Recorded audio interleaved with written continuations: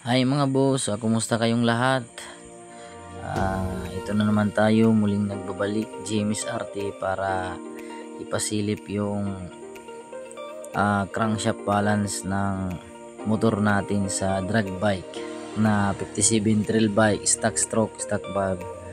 So silip natin yung kaunti nating balance na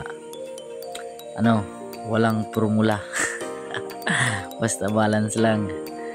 So and guys, nilagyan ko yan ng mga thread para hindi lumabas yung tingga na ilalagay natin dyan. So hindi ko na sa inyo pinakita kung paano natin yan na binutasan. So ang gamit natin dyan is yung drill press na 16mm, Lotus yung brand.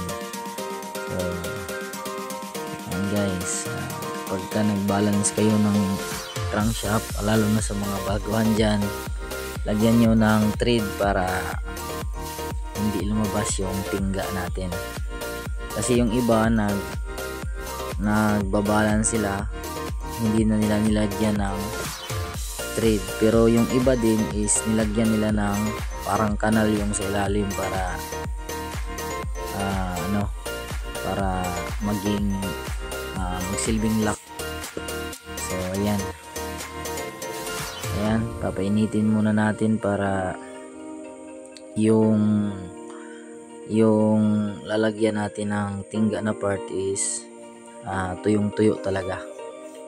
So kumbaga maliit na lang yung percentage ng oil na matitira sa parting yan. So yan lang yung gagawin natin guys, painitin muna natin bago natin lagyan ng tingga.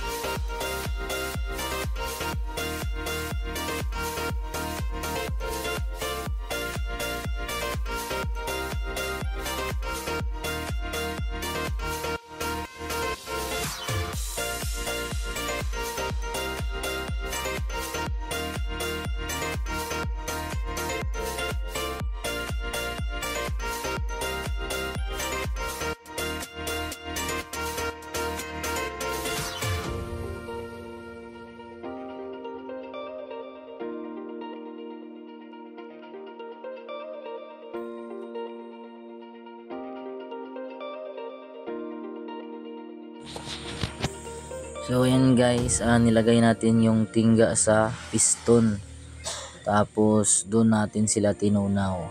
So yan yung ginamit natin.